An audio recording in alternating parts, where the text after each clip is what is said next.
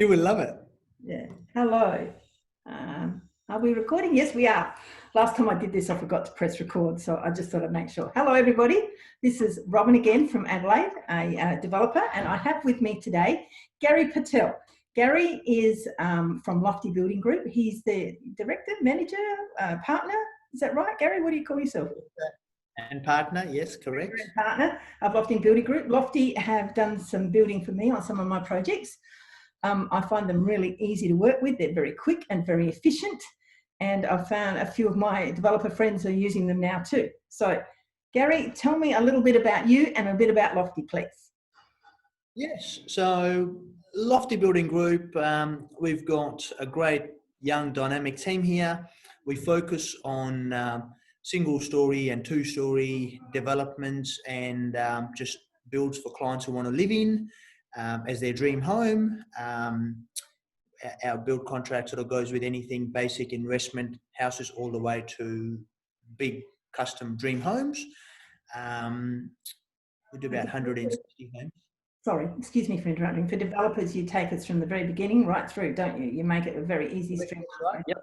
So if the client engages us all the way from the beginning, we pretty much want to be part of the acquisition, so we can make sure there's no issues with the site in terms of stobie poles, site entry pits, falls, depending on what council zoning it falls under, all that sort of stuff. So we do all that all the way through to planning drawings, approvals, working drawings, selections, and then on-site delivering the project to the client. Gary makes it a very easy process, so thank you. And he has pretty good relationships with some of the councils too. I know with my last project, Oaklands Park, we certainly pushed all the boundaries there and got it through, and a lot of that was thanks to Gary's relationship there. Gary, how many projects would Lofty be doing at the moment? So last year we built 160 homes a year. Out of that, projects for development side, at any point in time, we would have about 12 to 15 under construction as a bare minimum, depending on the cycles and whatnot. Sometimes we'll have 20, 22 projects also under construction, but our aim is to really, as you know, get on site, finish the site, get out as soon as we can with a quality product, which we are renowned to, make, and then move on to the next job. Great. Great. So thank you. So we're chatting today to try to figure out what is actually happening with this home builders grant. It's my understanding that the federal government has got the funds and then they've dished it out to the state government, and then the state governments then are making the rules. Well, extending and changing the rules. And here in Adelaide in South Australia, we're still not really sure what our rules are. So my understanding so far is that we can get somebody can get $25,000 if they buy themselves, let's say, a block of land and construct within 3 months, as long as the purchase is after the 4th of June. Is correct? That's right. So the purchase of the land has to be after 4th of June and before 31st of December 2020. And then there is some eligibility criteria for the purchaser to follow through, income test, and if they're a citizen and whatnot. So once all that's been ticked off, then they engage a builder, and then the builder needs to commence site works within 3 months of the building contract being signed. Right. So what effects that having on the building industry right at the moment? How's that affecting you? So for us, we are very busy right now because everyone's going out and buying blocks of land. And then, of course, they want a builder, so they come to see us. And then we, of course, then, engage to do their planning drawings, council approvals and whatnot. For our developer clients who've got a lot of land, it's fantastic for them because all the land is flying out the door. People are competing on the land and paying sort of towards the high end of the range, or even sometimes above the asking price. And we've heard that in some areas there is no land left. So it'll be great for developers right now who've got land. It's their time to shine. So really, the prices have gone up probably, what, half or all of that, do you think? My guess is half. 5 to 15 grand, but really we've seen majority of the ones sit at getting about 5 to 10 grand more. So developers like me, it's not normally not a lot of help. For people maybe like you that might have some land bank, or some of the big businesses like Weeks and Macklin and all of those that have got land, they're having a wonderful time. They Whether or certainly not would be. whether or not they're going to be able to meet their commitments to build within 3 months will be interesting, but we'll wait and see what happens there. There's also some shaky ground here in South Australia about qualifying for off the plan or that kind of thing. So what's your understanding there, Gary? So off the plan is a little bit tricky because we're just waiting on clarification on that. But from what we see on the Treasury's website, if the build contract, sorry, you okay? Yeah, my computer's just doing some strange things. Let me get rid of it. Try to get rid of that noise. My apologies. Let's keep going. Thank you. Keep going. All good. So with off the plan, with the information we have on hand right now, we think that some of the projects will be eligible for the home builder grant. Plus, as we know that there is a $15,000 first home owner grant in South Australia. So really, if the buyer is eligible for both home builder and first home owners grant, they'll have $40,000 if they meet all the criteria and whatnot.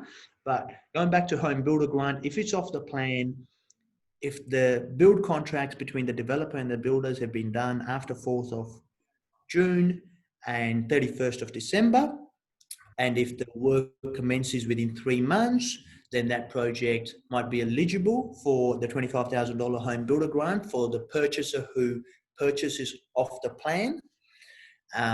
But we just don't know if the work needs to start before the buyer buys the land or after. So if the work has already commenced, and if someone comes along and buys one unit off the plan, is that product eligible for the home builder grant or not is something we're waiting on clarifications. But I think it should be, because if you look at the question where they say, are off the plan apartments eligible, and the answer they say is yes. So we're just waiting on some clarification, because federal government and state government are working together to try and come up with some answers which work in each state, and the state governments are the one who are going to administer and approve the project grants for the consumer or the final user.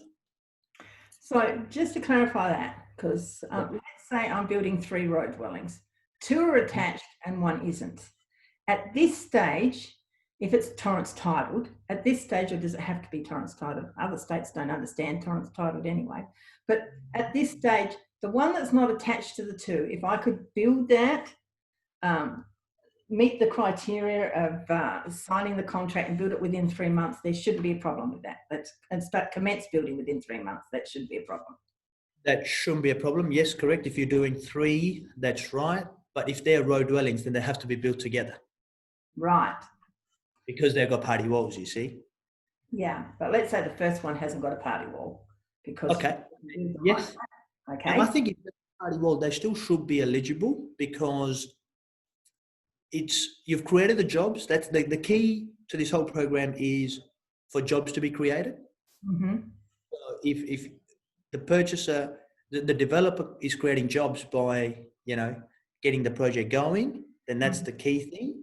The builder has come to work within 3 months, because of course the government wants to make sure that it's not just a building contract which has been signed, that actual works are happening on site. So that's another tick.